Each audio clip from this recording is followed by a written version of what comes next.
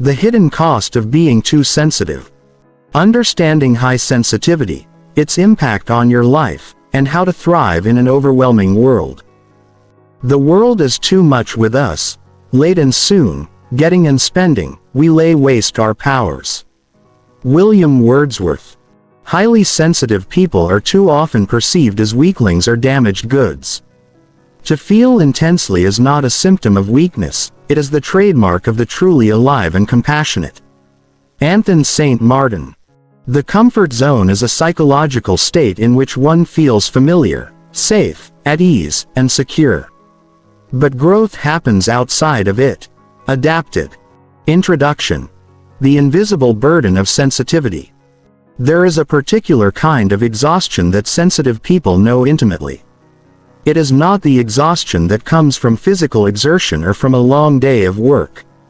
It is a deeper, more pervasive exhaustion that comes from existing in a world that feels like it is turned up too loud, too bright, too fast, too harsh. It is the exhaustion of walking through your day feeling everything more intensely than the people around you seem to feel it. Of being overwhelmed by stimuli that others barely notice. Of carrying the emotional weight of every interaction, every environment, every piece of information that enters your awareness. If you are reading this book, you likely know this exhaustion. You have probably been told, at various points in your life, that you are too sensitive. That you take things too personally. That you need to toughen up, grow thicker skin, stop being so affected by everything. You have probably tried to do these things. You have probably pushed yourself to be less sensitive, to care less, to feel less. And you have probably discovered that it does not work. Because sensitivity is not a choice. It is not a character flaw that you can fix through willpower. It is a neurological reality, a trait built into how your nervous system processes information. The research on high sensitivity, pioneered by psychologist Elaine Aron, suggests that approximately 15 to 20% of the population has what is called sensory processing sensitivity. These are people whose nervous systems process information more deeply, notice more subtleties, are more affected by their environments, and become more easily overstimulated. This is not a disorder. It is a normal variation in human temperament. But it comes with costs that are often invisible to others and sometimes even to the sensitive person themselves. This book is about making those costs visible. It is about understanding what sensitivity actually is, what it does to your nervous system, and how it affects every domain of your life, emotionally, socially, physically, professionally, and relationally. But it is also about something more. It is about learning to work with your sensitivity rather than against it. About protecting yourself without shutting down. About building resilience while honoring the depth of your experience. The hidden costs of being too sensitive are real and they are significant. Sensitive people are more prone to anxiety and depression. They are more easily overwhelmed and exhausted. They struggle more in social situations. They often feel like they do not fit in the world. They have more difficulty in professional environments that reward toughness and stoicism. They experience relationship challenges that less sensitive people do not face. These costs accumulate over a lifetime. But there is another side to this story. Sensitivity also brings gifts. Sensitive people are often deeply empathetic, highly creative, and capable of profound insight. They notice things that others miss. They experience beauty and meaning more intensely. They form deep connections. The challenge is learning to access these gifts without being destroyed by the costs. Learning to live as a sensitive person in a world that was not designed for sensitivity. Throughout this book, you will encounter research from neuroscience about what is actually happening in a sensitive nervous system. You will find frameworks for understanding the specific costs of sensitivity across different domains. You will discover why certain situations are particularly difficult for sensitive people and what can be done about it. You will learn practical strategies for managing overwhelm, building boundaries, and creating a life that works with your sensitivity rather than against it. This is not a book about changing who you are. You cannot change your level of sensitivity any more than you can change your height or your eye color. It is built into your biology. But you can change how you relate to your sensitivity. You can learn to see it as information rather than as a problem. You can learn to protect yourself while remaining open. You can learn to navigate a world that was not designed for you. If you have spent your life feeling like you were too much or not enough, too fragile or too intense, unable to handle what others handle easily, this book is for you. If you have been exhausted by the effort of trying to be less sensitive, this book is for you. If you have felt alone in your sensitivity, misunderstood by people who do not experience the world the way you do, this book is for you. The costs of sensitivity are real. But so is the possibility of thriving. Chapter 1. What it means to be too sensitive. Being sensitive is not a weakness. It is how some nervous systems are built to process the world. Elaine Aron. Before we can understand the costs of being too sensitive, we need to be precise about what sensitivity actually is. The term, sensitive, is used in many ways, some of them accurate and some of them not. People use it to mean emotionally reactive, easily offended, unable to handle criticism, or fragile. These things might be correlated with sensitivity, but they are not what sensitivity fundamentally is. Sensitivity, in the sense we are exploring in this book, is a specific neurological trait involving how your nervous system processes information. Sensory processing sensitivity, the research foundation. In the 1990s, psychologist Elaine Aron began researching what she called sensory processing sensitivity or SPS. Through extensive studies, she identified a consistent pattern. About 15 to 20% of people have nervous systems that process sensory and emotional information more deeply than the general population. This is not a disorder or a dysfunction. It is a normal variation in human temperament, found across many species, not just humans. It appears to have evolutionary advantages. The sensitive members of a group notice threats and opportunities that others miss. Aron identified 4 key characteristics of highly sensitive people, often remembered by the acronym DIS: depth of processing, overstimulation, emotional responsiveness and empathy, and sensitivity to subtleties. Let us examine each of these in detail, because understanding what sensitivity actually consists of is essential to understanding its costs. Depth of processing. Thinking about everything more. The first characteristic is depth of processing. Sensitive people process information more thoroughly than non-sensitive people. When you encounter a situation, your brain automatically processes it at multiple levels. What is happening on the surface? What might be happening beneath the surface? What it means? What the implications are? How it connects to past experiences? What might happen next? This is not a conscious choice. It is happening automatically, beneath awareness. This deep processing has advantages. Sensitive people often have good intuition because they are picking up on subtle cues and processing them thoroughly. They often see connections and patterns that others miss. They tend to think carefully before acting. But it also has costs. The thorough processing takes time and energy. It means that you cannot move through experiences quickly. You get stuck thinking about things, analyzing them, processing them, long after a non-sensitive person would have moved on. This is why sensitive people are often slower to make decisions. They are not indecisive in the sense of not knowing what they want. They are processing more variables, considering more possibilities, thinking through more implications. The decision-making process itself is more complex because there is more information being processed. This thoroughness serves you well in contexts where careful thought matters, but it exhausts you in contexts where quick decisions are needed or where the decision is not actually that important. Overstimulation.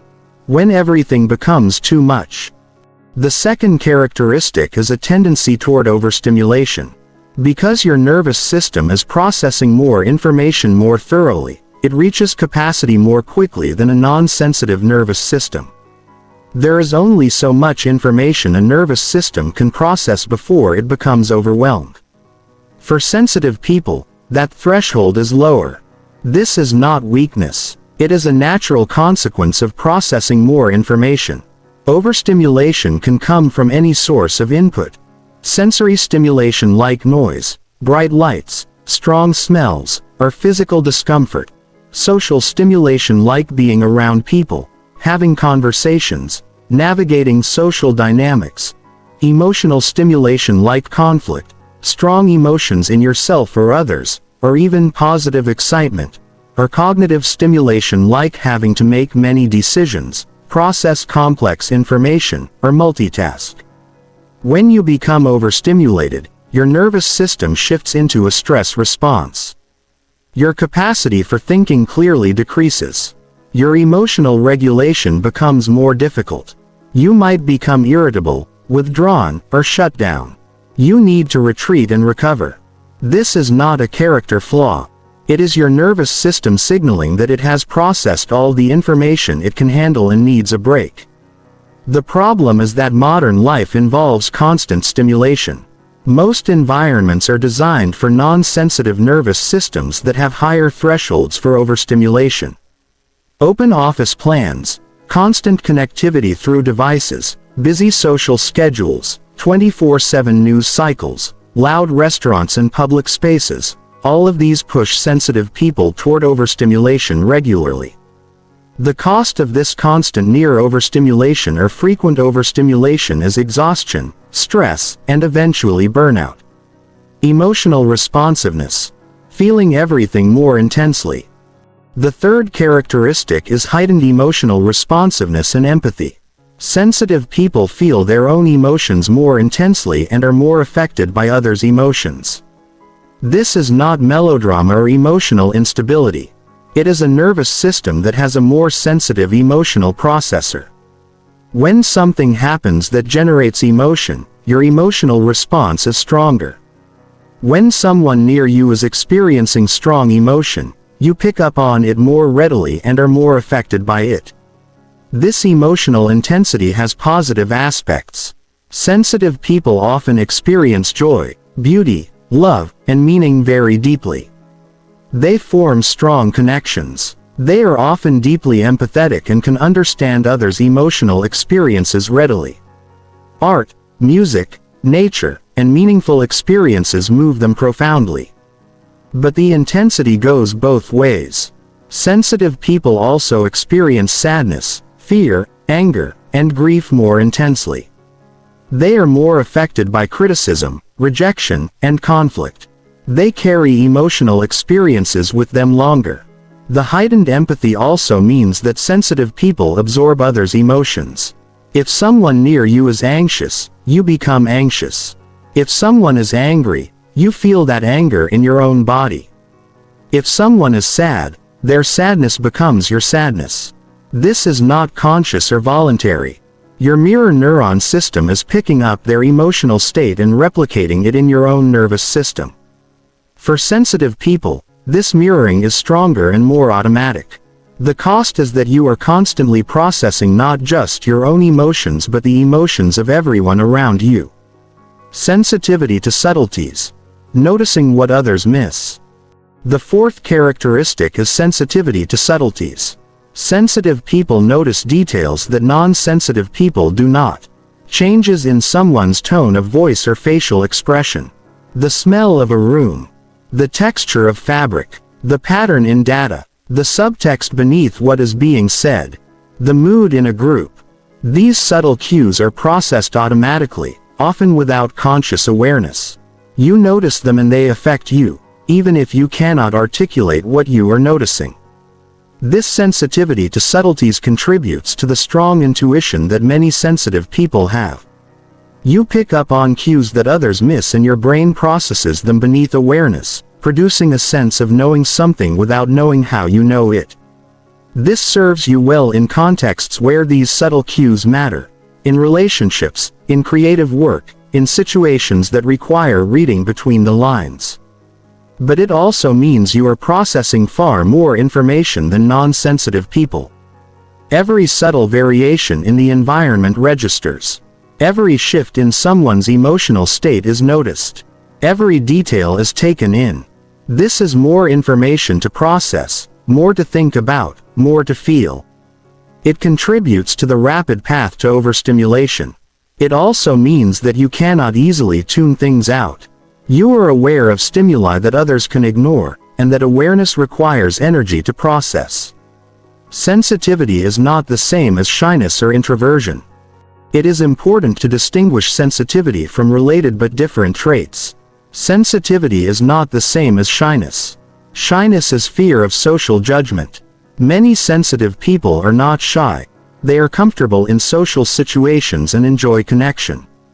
But they still become overstimulated by too much social interaction because they are processing more information from the social environment. Conversely, many shy people are not highly sensitive. They fear judgment but do not have the neurological trait of processing information more deeply. Sensitivity is also not the same as introversion, though about 70% of sensitive people are introverts. Introversion is about where you get energy. Introverts recharge through alone time while extroverts recharge through social interaction. Some sensitive people are extroverts who genuinely enjoy and need social connection, but they still become overstimulated more easily. They need people and they need breaks from people. They are dealing with both the need for connection and the need to manage stimulation. Understanding what sensitivity actually is, a neurological trait involving depth of processing, susceptibility to overstimulation, emotional intensity, and sensitivity to subtleties, is essential because it helps you see that what you experience is not a character flaw or weakness. It is a different kind of nervous system. And that nervous system comes with both advantages and costs. The rest of this book is about understanding those costs in detail and learning to navigate them. Chapter 2. The Neuroscience of High Sensitivity. The sensitive brain is not a broken brain. It is a brain that processes more deeply. Bianca Acevedo. Understanding what is happening in the brain and nervous system of a highly sensitive person is crucial for understanding why sensitivity produces the costs it does. Sensitivity is not an abstract personality trait or a psychological construct without biological basis. It is rooted in measurable differences in how the brain processes information. Recent neuroscience research using brain imaging has begun to reveal what those differences are. The sensitive brain under the scanner. In studies using functional MRI, researchers have compared the brains of highly sensitive people with the brains of non-sensitive people while both groups are shown various stimuli. The results are striking. When sensitive people view images or encounter information, certain areas of their brains show significantly more activation than the same areas in non-sensitive brains. Specifically, areas involved in deeper processing, emotional processing, empathy, and awareness show heightened activity. The regions that show increased activation in sensitive people include the insula, which is involved in emotional awareness and empathy, the ventromedial prefrontal cortex, which is involved in processing meaning and emotional significance, areas associated with mirror neurons, which underlie empathy and emotional contagion, and regions involved in detailed visual processing. This is not just feeling more. It is processing more, at multiple levels simultaneously. The brain is literally doing more work for the same amount of input. This explains why sensitive people become exhausted more easily. Processing requires energy. The brain is an energy-intensive organ, consuming about 20% of the body's total energy despite being only 2% of body weight. When your brain is processing information more thoroughly, it is using more energy. Over the course of a day of processing everything more deeply, the cumulative energy expenditure is significantly higher for sensitive people. The amygdala and the sensitive threat detection system. One of the crucial findings is that sensitive people show different patterns of amygdala activation. The amygdala is the small almond-shaped structure in the limbic system responsible for detecting threats and initiating the stress response. In sensitive people, the amygdala is more reactive. It identifies more stimuli as potentially significant or potentially threatening. This is not paranoia. It is a more sensitive threat detection system. This heightened amygdala reactivity means that sensitive people's nervous systems shift into stress response more readily and in response to subtler cues. A change in someone's tone, a vague sense of social disapproval, an unusual sound, an unexpected change in plans. These can activate the stress response in a sensitive person while they might not register as significant for a non-sensitive person.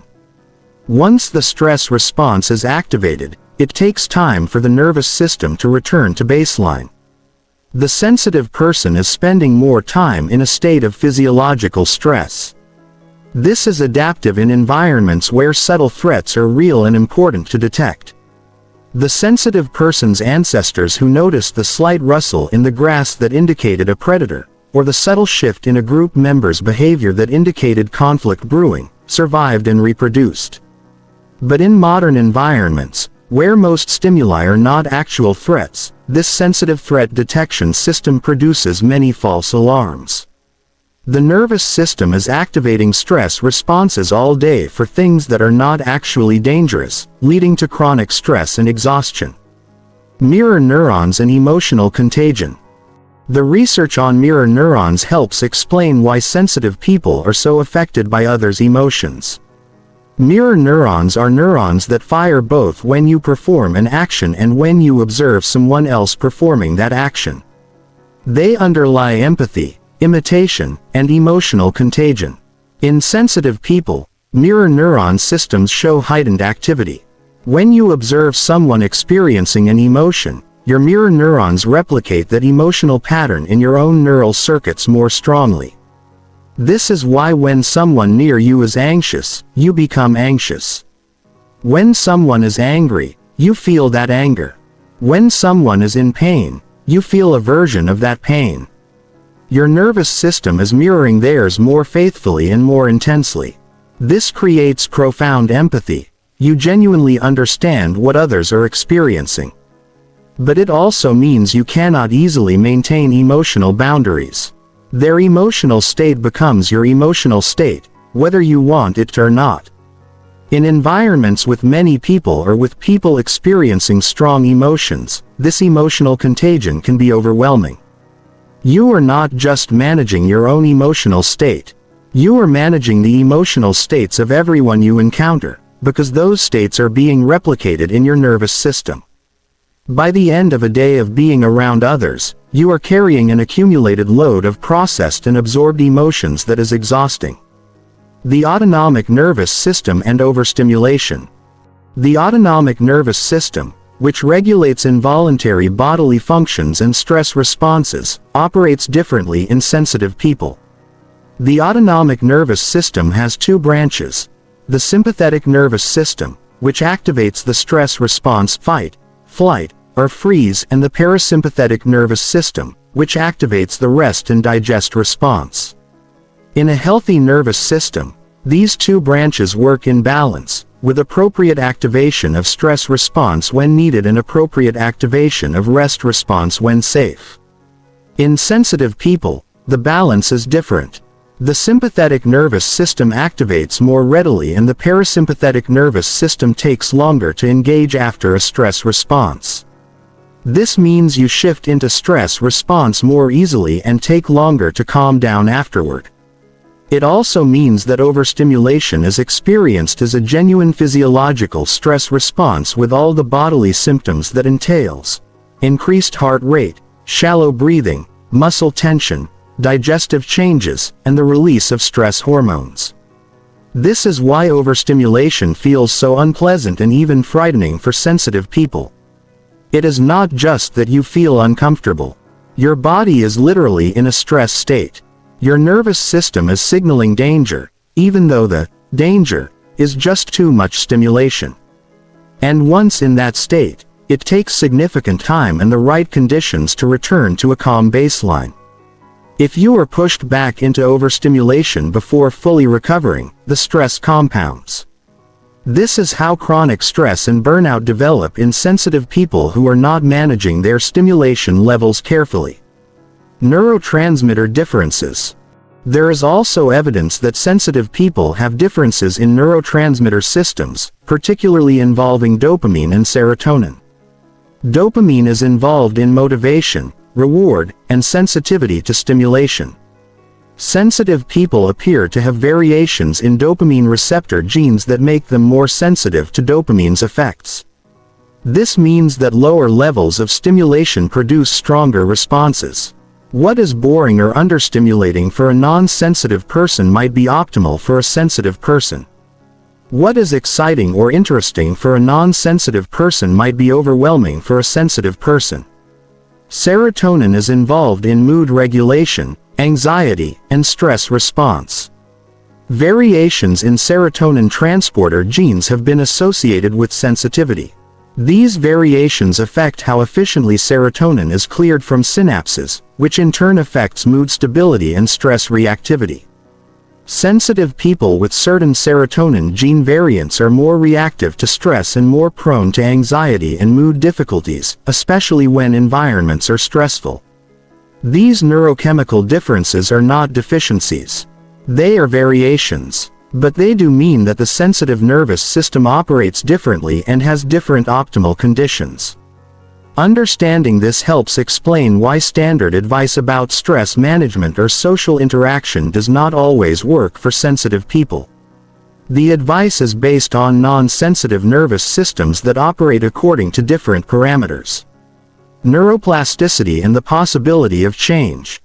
While sensitivity itself is a stable trait with strong genetic and neurological foundations, the nervous system also demonstrates neuroplasticity, the capacity to change based on experience. This is important because it means that while you cannot change whether you are sensitive, you can change how your sensitivity expresses itself. Through consistent practice of skills like mindfulness, emotional regulation, and boundary setting, you can actually change patterns of neural activation. For example, mindfulness meditation has been shown to decrease amygdala reactivity and increase prefrontal cortex activity. This does not make a sensitive person non-sensitive, but it can reduce the degree to which the amygdala sounds false alarms and increase the ability to regulate emotional responses. Similarly, building secure attachment relationships can actually change how the nervous system responds to social cues, making it less reactive to perceived threat and more capable of maintaining equilibrium. Understanding the neuroscience of sensitivity is empowering because it validates that what you experience is real and biologically based, not a character flaw. And it also opens the possibility of working skillfully with your neurobiology rather than fighting against it. Chapter 3. The emotional costs. Overwhelm and exhaustion. The sensitive heart feels too much, holds too much, and carries too much of the world's weight. Unknown. The most immediate and constant cost of sensitivity is emotional. Sensitive people feel everything more intensely: joy and pain, excitement and fear, love and loss. This intensity can be beautiful, but it also comes with significant costs. The primary emotional costs are chronic overwhelm, emotional exhaustion, heightened anxiety, increased vulnerability to depression, difficulty recovering from emotional events, and a sense of being perpetually on edge. Emotional overwhelm is a daily experience. For many sensitive people, emotional overwhelm is not an occasional crisis. It is a daily or near-daily experience. Overwhelm occurs when the amount of emotional stimulation exceeds your capacity to process and regulate it. For sensitive people, this threshold is reached more easily because they are processing emotional information more deeply and feeling it more intensely. Something that produces mild emotion in a non-sensitive person might produce strong emotion in a sensitive person. An emotional situation that a non-sensitive person can process and move on from might take a sensitive person hours or days to fully process. This overwhelm manifests in various ways. You might feel like you are going to cry for reasons you cannot quite articulate. You might feel a pressure in your chest or throat. You might feel frozen or unable to think clearly. You might feel like you need to escape the situation immediately. You might feel raw, exposed, as if your emotional skin has been removed. These are signs that your emotional processing system is overloaded and needs relief. The frequency of overwhelm means that sensitive people are often living close to their emotional capacity. There is little buffer. One more emotional event, one more difficult conversation, one more piece of distressing news, and you tip over into overwhelm. This proximity to the edge is exhausting. You are constantly managing your emotional state, trying to stay within the bounds of what you can handle. The exhaustion of feeling everything. Emotional processing requires energy. When you experience an emotion, your brain and body are activated. The emotion needs to be felt, understood, integrated, and eventually released or resolved. For sensitive people, who feel emotions more intensely and more frequently, this processing is continuous and exhausting. It is as if you are running an emotional marathon every day while others are taking a moderate walk. This exhaustion is compounded by the fact that sensitive people are not just processing their own emotions. They are also processing the emotions they absorb from others through emotional contagion. By the end of a day spent around people, you have processed your own emotional responses to the day's events plus the emotional states of everyone you encountered. Even if the day was not particularly dramatic, the cumulative processing is enormous. This emotional exhaustion is qualitatively different from physical tiredness. Physical rest does not necessarily resolve it. You can sleep well and still wake up emotionally drained because the exhaustion is in your nervous system's emotional processing capacity. Recovery requires not just rest but true emotional recovery. Time in calm environments, time alone or with very safe people, time processing and integrating what you have felt, and time allowing your nervous system to return to a relaxed baseline. Anxiety is a default state. Sensitive people are significantly more prone to anxiety than non-sensitive people. The reasons are multiple. The heightened amygdala reactivity means you detect threats more readily, including threats that are subtle or ambiguous. The depth of processing means you think through possibilities more thoroughly, including worst-case scenarios. The emotional intensity means that fear, when it arises, is felt strongly. The awareness of subtleties means you notice things that might go wrong that others do not notice. For many sensitive people, anxiety is not an occasional response to genuinely threatening situations. It is a baseline state. You wake up with a low hum of anxiety. You move through your day scanning for problems, for things that could go wrong, for signs of disapproval or conflict. You anticipate difficulties and prepare for them emotionally, which means you are often feeling anxiety about things that have not happened yet and may never happen. This chronic anxiety is exhausting. It keeps your nervous system in a state of activation. It makes it difficult to be fully present because part of your awareness is always monitoring for threat. It creates a sense of unsafety in the world, a feeling that you must be constantly vigilant. And it is self-perpetuating. The more anxious you are, the more you scan for threat, and the more you scan, the more threats you perceive, which increases anxiety. The vulnerability to depression. Sensitive people are also more vulnerable to depression. The reasons are complex and interact with life circumstances, but several factors contribute. The chronic overstimulation and exhaustion can lead to burnout and eventually to the emotional flatness and withdrawal that characterize depression.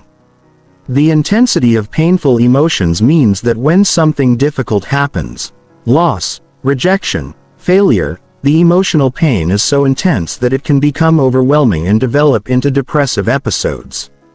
Additionally, sensitive people often develop a sense that the world is too harsh for them, that they are not built for the world they are in. This can create a form of existential depression, a sense that your existence is fundamentally misaligned with reality. When you feel everything more deeply and are exhausted by the world's harshness while others seem to navigate it easily, it can create a profound sense of alienation and hopelessness. The rumination that comes with deep processing also contributes to depression. Sensitive people think about things more, including negative events and their meanings. This rumination, when it becomes chronic, is a known risk factor for depression. You replay painful events, analyze what went wrong, consider all the implications. This keeps you connected to the pain rather than allowing it to fade, and can spiral into depressive thinking patterns.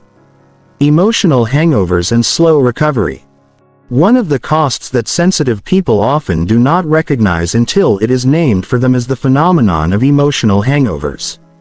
After an emotionally intense experience, a difficult conversation, a conflict, a social event, exposure to others' strong emotions, or even a positive but stimulating experience, sensitive people need significant recovery time.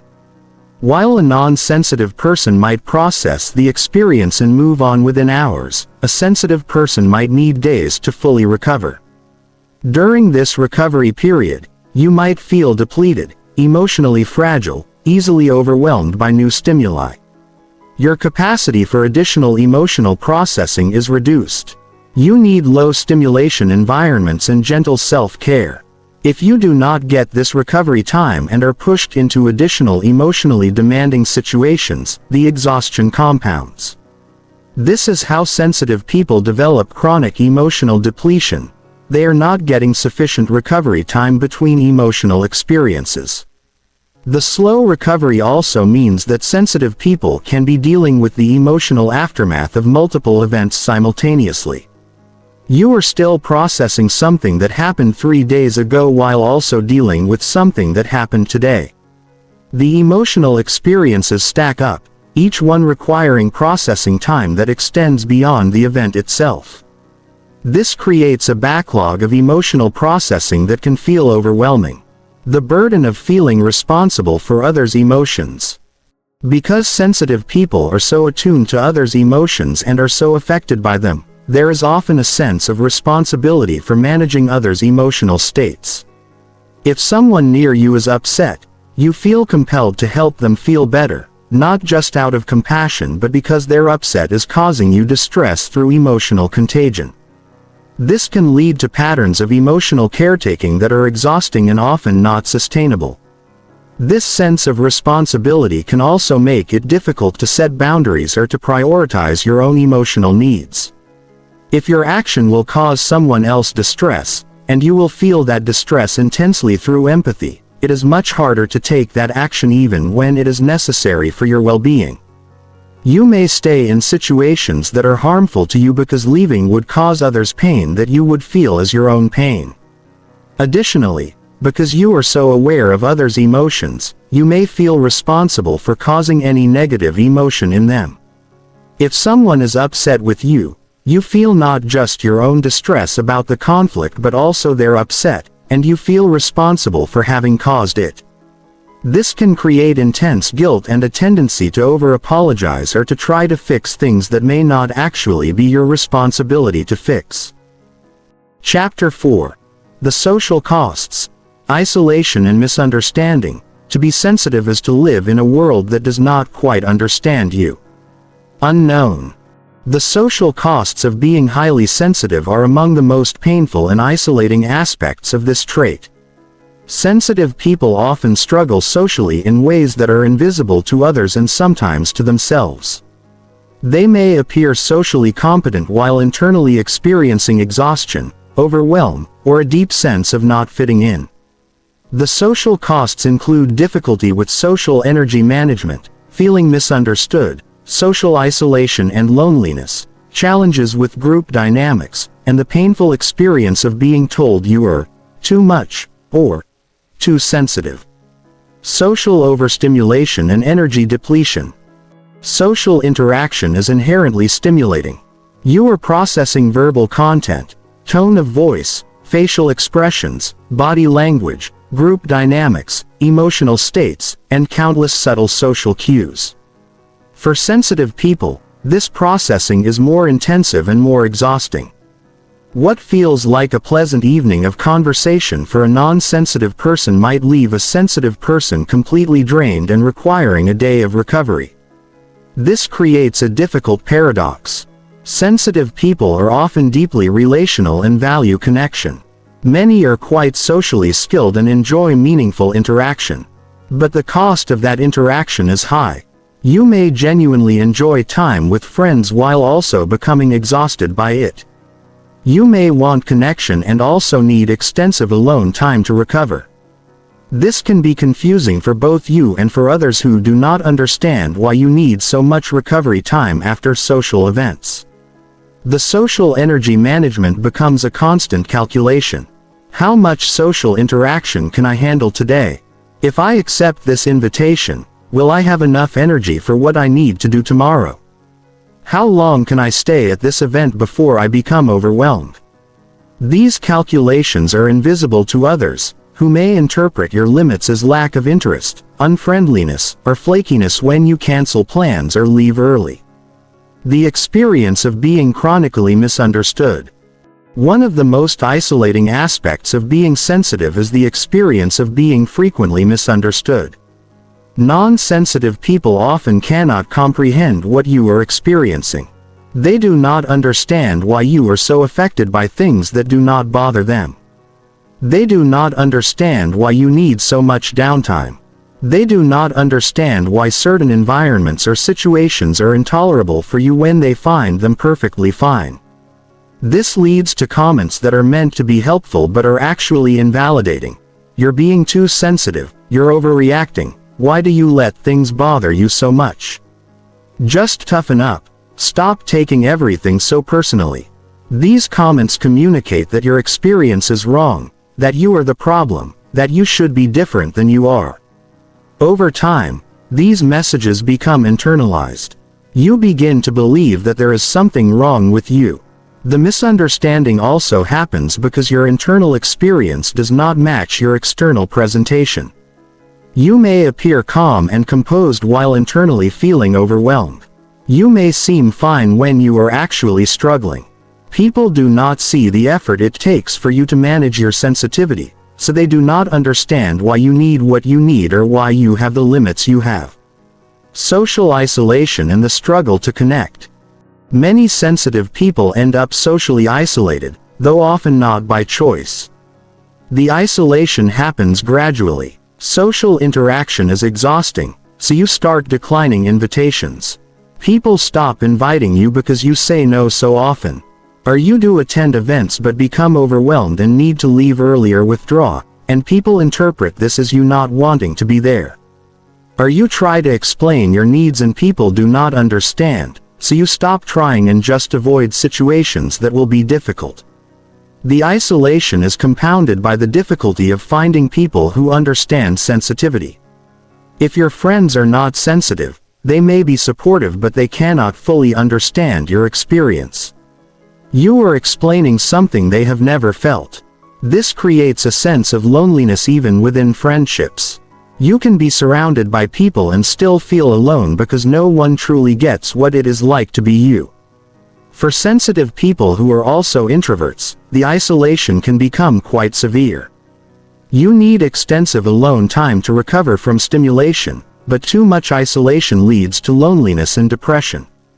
Finding the right balance is difficult, and the difficulty is invisible to others who might see you as simply preferring to be alone rather than understanding that you are managing complex needs for both connection and protection from overstimulation.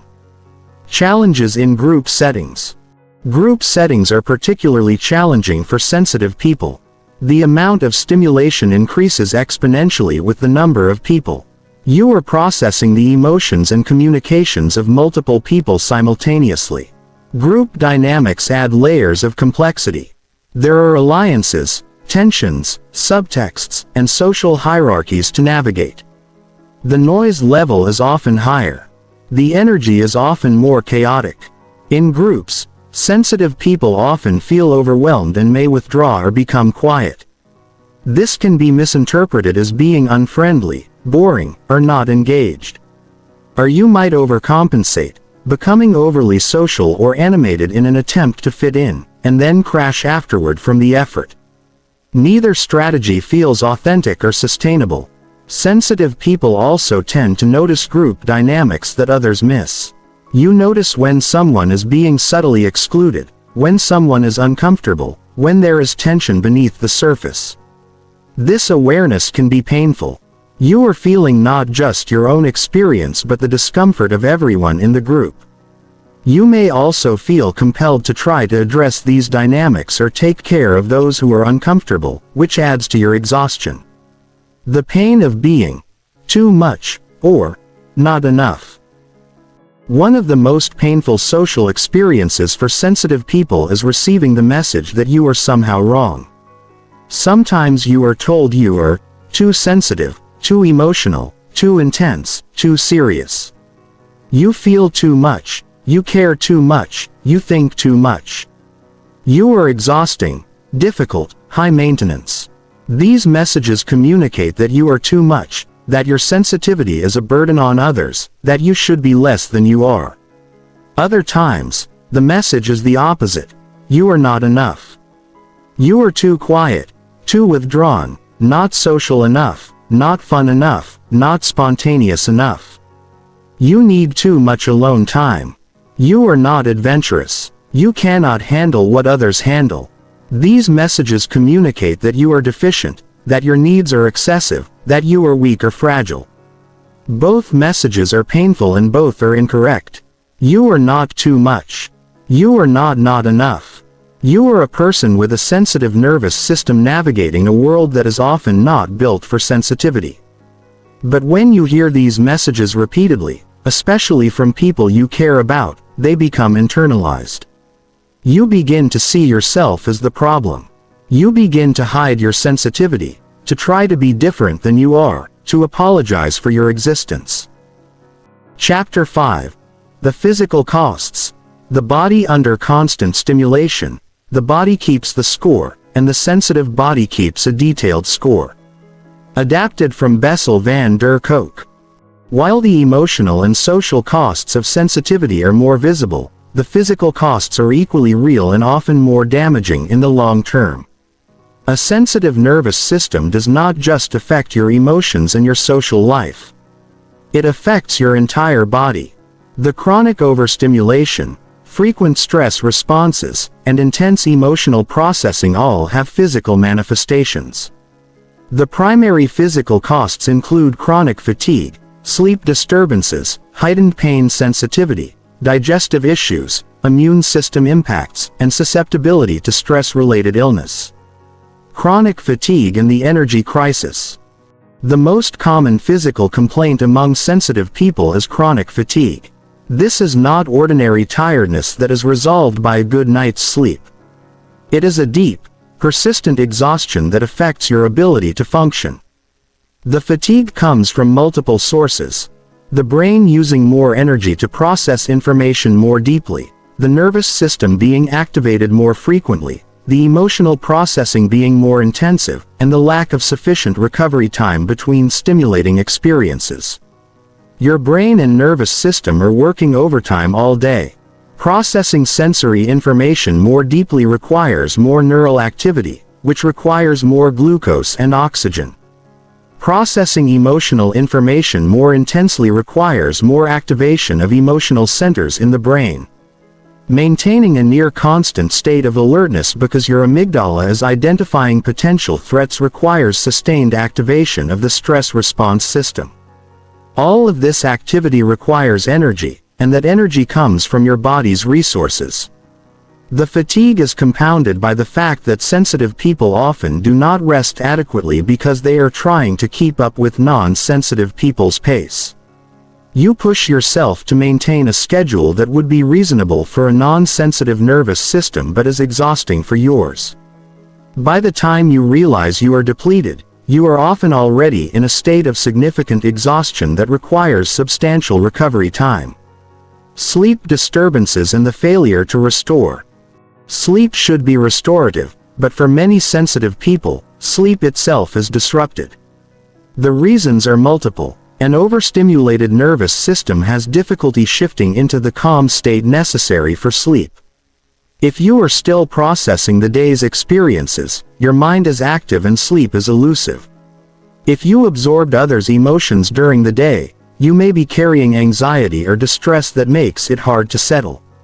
If your environment has any stimulation, noise, light, uncomfortable temperature or textures, that stimulation disrupts sleep.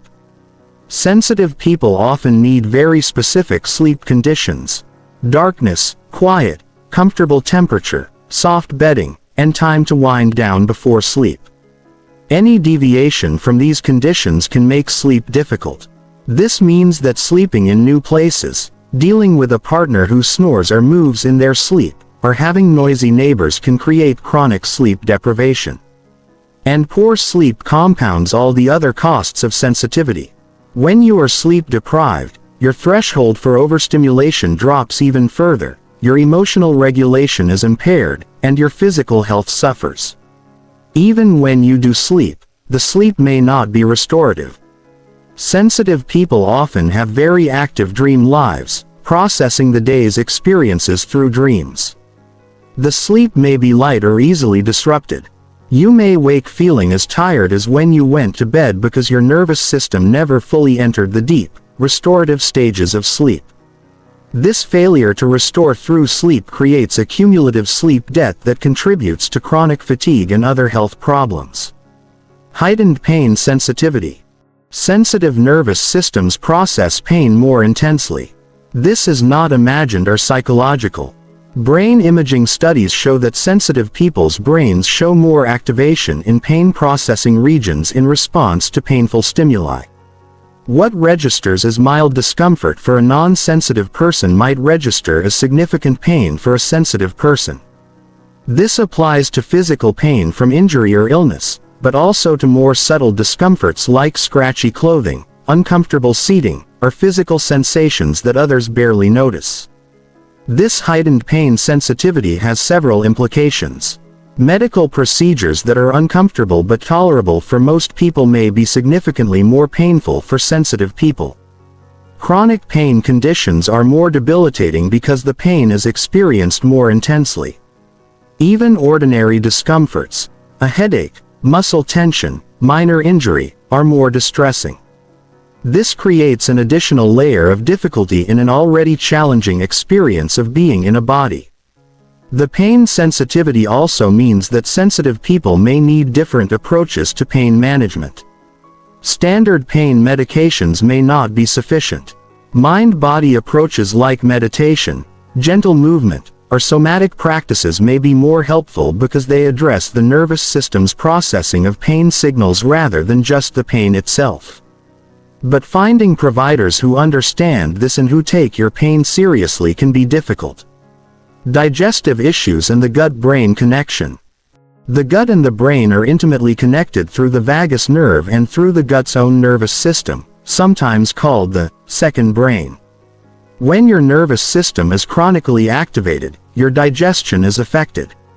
The stress response diverts resources away from digestion toward fight or flight systems. Chronic stress, which sensitive people experience more frequently, leads to chronic digestive dysfunction. Sensitive people often experience irritable bowel syndrome, food sensitivities, nausea in response to stress, or other digestive issues. These are not separate from your sensitivity. They are manifestations of a nervous system that is frequently in a state of activation. When you are anxious or overstimulated, your digestion suffers. When you absorb others' stress, your gut reacts. The digestive issues can themselves become a source of additional stress, creating a vicious cycle.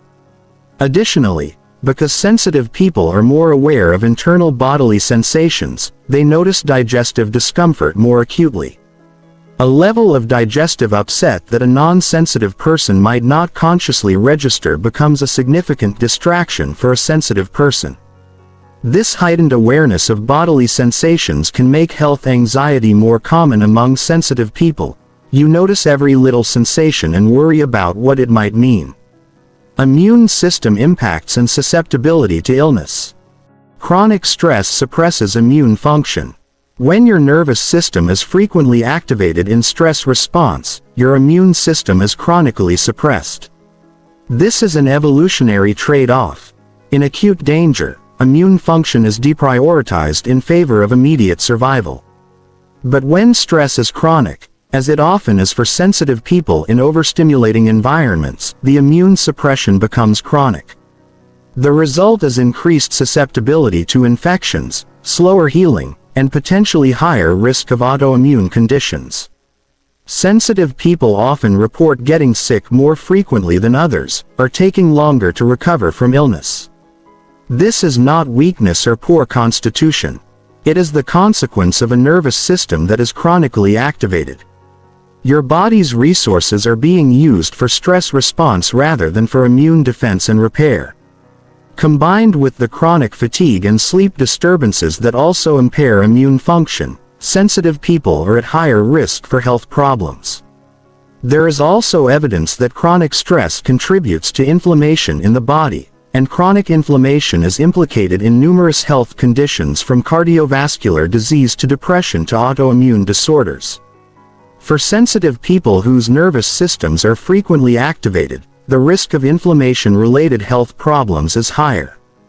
This makes stress management and overstimulation prevention not just about comfort but about long-term physical health. Chapter 6. The Professional Costs. Navigating work as a sensitive person, the modern workplace was not designed for sensitive people. Unknown. The professional world presents unique challenges for sensitive people. Most work environments are designed for non-sensitive nervous systems and reward traits like thick skin, high tolerance for stimulation, and ability to compartmentalize emotions. Sensitive people often struggle professionally not because they lack talent or work ethic, but because the conditions of modern work are inherently challenging for their nervous systems. The costs include difficulty with open office environments, challenges with performance under pressure, vulnerability to workplace stress and burnout, difficulties with feedback and criticism, and career limitations based on environmental factors rather than ability. Open office plans are particularly challenging. The constant noise, visual stimulation, and social presence of others create chronic overstimulation. Sensitive people need quiet and privacy to do deep work, but open offices provide neither. The result is decreased productivity, increased exhaustion, and more frequent overwhelm.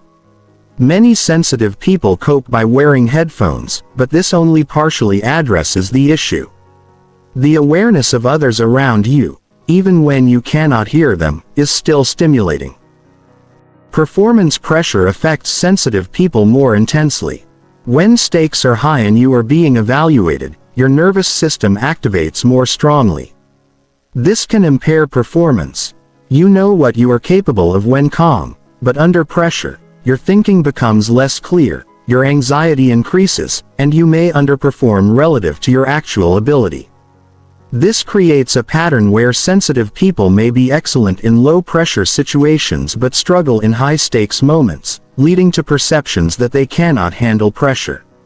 Feedback and criticism are experienced more intensely by sensitive people. Constructive criticism that a non-sensitive person processes and moves on from might cause a sensitive person significant distress and rumination. This is not oversensitivity or fragility. It is a nervous system that processes emotional information more deeply, including information about how others perceive you. This can make professional growth difficult because receiving feedback is necessary for development, but the emotional cost of feedback is so high that sensitive people may avoid it or become defensive. Chapter 7. The Relationship Costs. When sensitivity affects love. Intimate relationships bring both the greatest joy and the greatest challenge for sensitive people. The emotional intensity and depth of connection that sensitive people bring to relationships can create profound intimacy. But sensitivity also creates relationship difficulties that can be painful and sometimes unsustainable.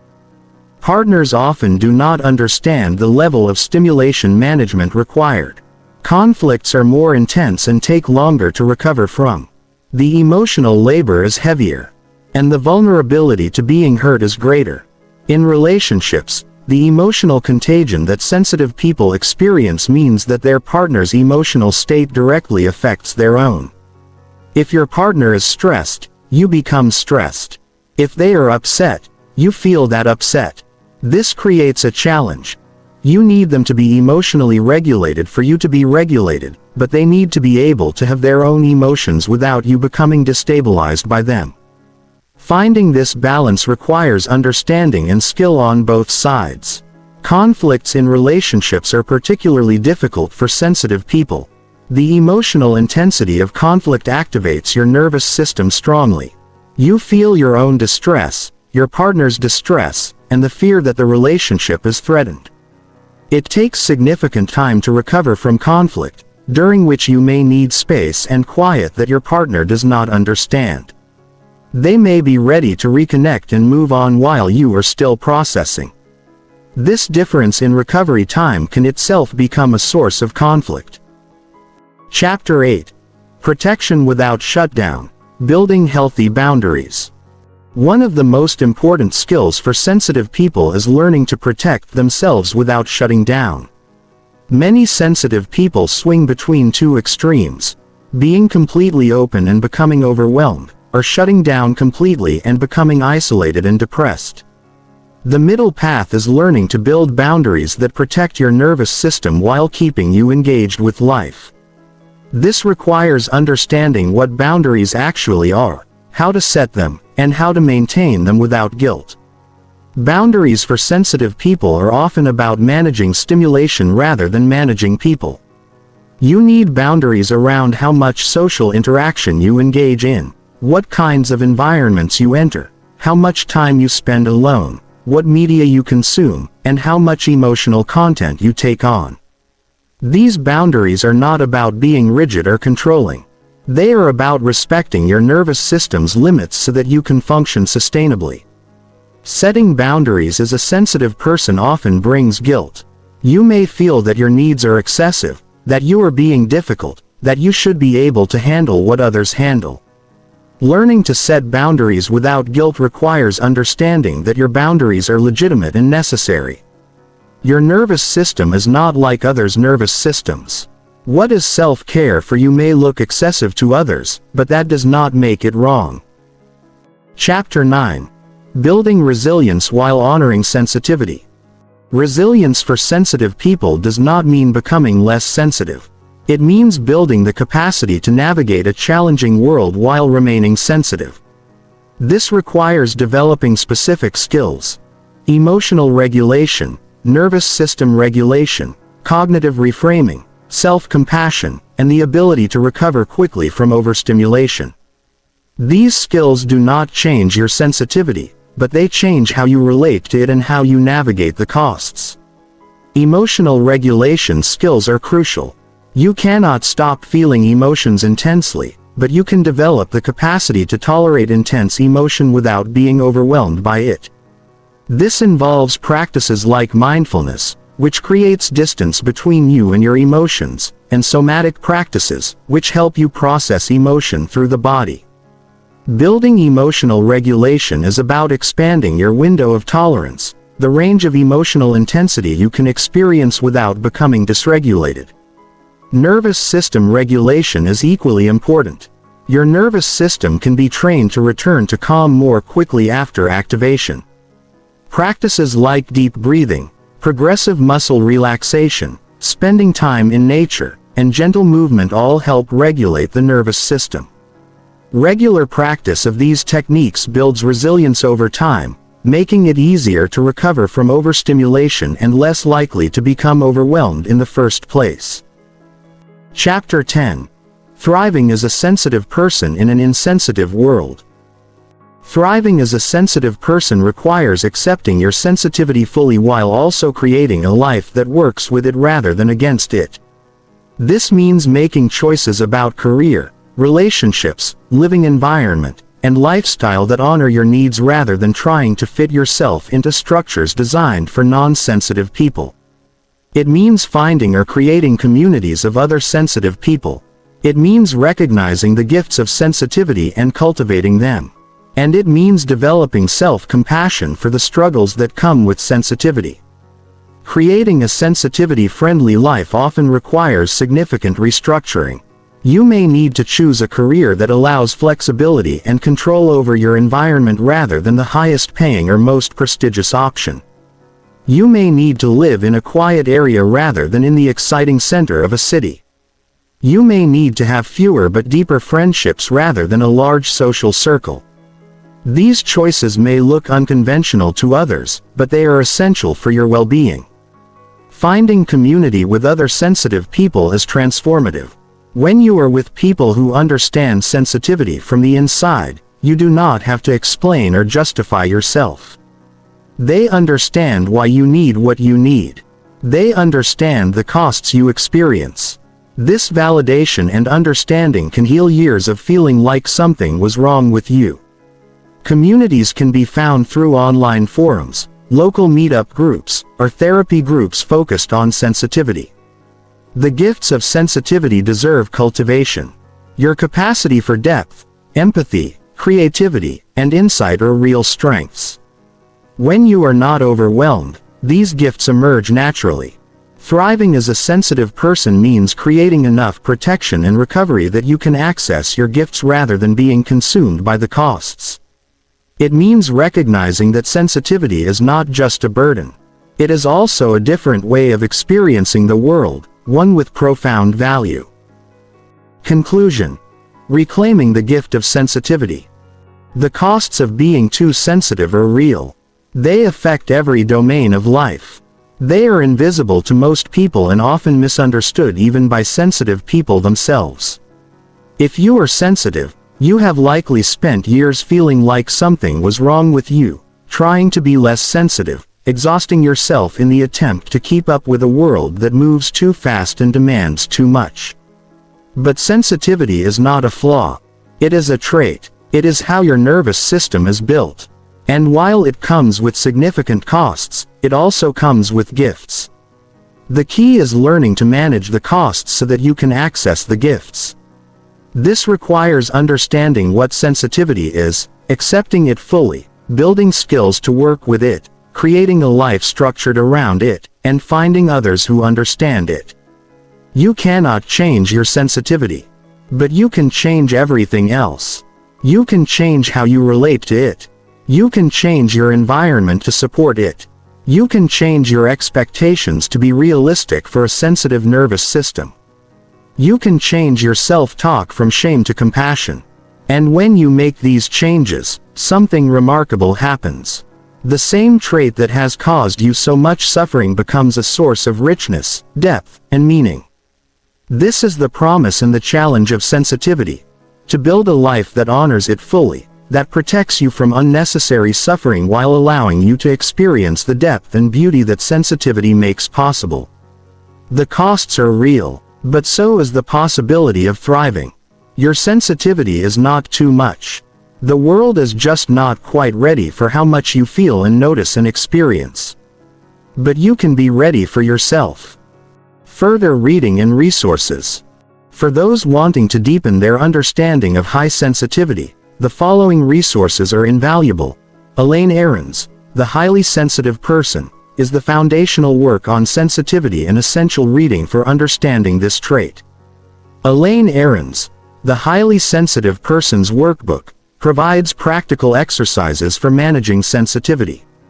Susan Cain's Quiet explores introversion, which overlaps significantly with sensitivity. Bessel van der Kolk's The Body Keeps the Score explains trauma and nervous system sensitivity. Rick Hanson's Resilient offers neuroscience-based practices for building resilience. And working with a therapist who understands high sensitivity can provide invaluable support in building the skills to thrive.